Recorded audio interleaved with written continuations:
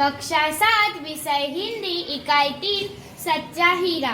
सूर्य अस्त हो रहा था। पक्षी चहचहाते हुए अपने अपने मेड़ की ओर जा रहे थे। गांव की कुछ स्त्रियां पानी लेने के लिए घड़े लेकर कुएं की ओर चल पड़ी।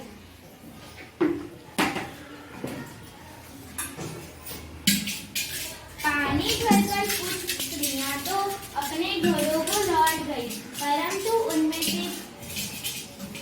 परंतु उनमें से 4 कुएं की पक्की जगह पर बैठकर आपस में इधर उधर की बातें करने लगी। बातचीत करते करते बाघ बेटों पर जा पहुंचे। उनमें से एक की उम्र सबसे बड़ी लग रही थी। वह कहने लगी, भगवान सबको मेरे बेटे जैसा बेटा दे। मेरा बेटा लाखों में एक है। उसका कंठ बहुत मधुर है। वह बहुत अच्छा गाता है। उसका गीत सुनकर कोयल और मैना भी चुप हो जाती है। लोग बड़े चाव से उसका गीत सुनते हैं। उसकी बात सुनकर दूसरी स्त्री का मन हुआ कि वह भी अपने बेटे की प्रशंसा करे। उसने पहली स्त्री से कहा, मेरे बेटे की बराबरी कोई नहीं कर सकता। वह बहुत ही शक्तिशाली और बहादुर है। वह बड़े बड़े बहादुरों को भी पछाड़ देता है। मेरा बेटा आधुनिक युग का भीम है। यह सब सुनकर तीसरी स्त्री भला कैसे चुप रहती। वह बोल उठी, मेरा बेटा साक्षात बृहस्पति का अवतार है। वह जो कुछ पढ़ता है एकदम याद कर लेता है। ऐसा लगता है मानो उसके कंठ में सरस्वती का निवास हो। तीनों औरतों की बातें सुनकर चौथी स्त्री चुपचाप बैठी रही। उसने अपने बेटे के बारे में कुछ न कहा। पहली ने उसे टोकते हुए कहा, क्यों बहन, तुम अपने बेटे की प्रशंसा नहीं करोगी? मैं अपने बेटे की क्या प्रशंसा करूं? वह ना तो गंधर्व सा गायक है, न भीम सा बलवान और न ही बृहस्पति सा बुद्धिमान। कुछ समय बाद जब वे सब घड़े सिर पर रखकर लौटने लगी, तभी किसी गीत का मधुर स्वर सुनाई पड़ा। झंडानो जयकार हमारा, झंडानो जयकार, झंडानो जयकार हमारा। सुनो, मेरा हीरा गा रहा है। तुम लोगों ने सुना? उसका स्वर कितना मधुर है।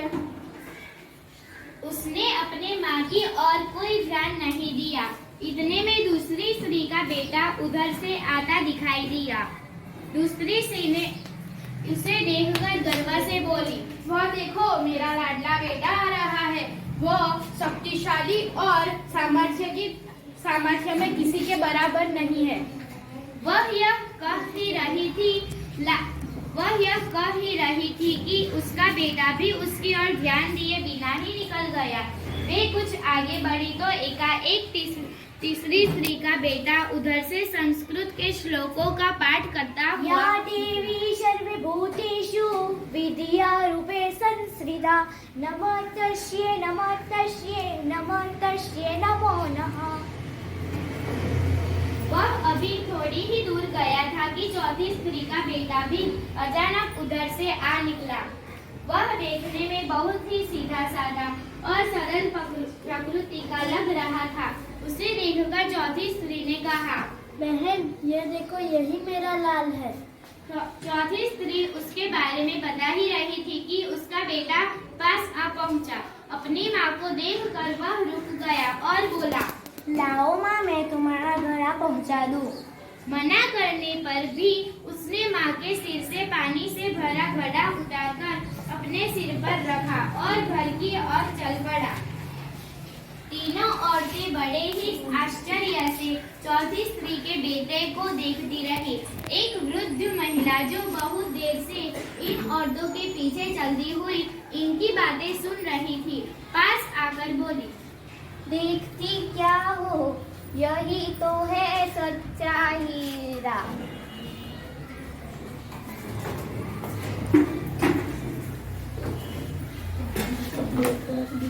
नमस्कार।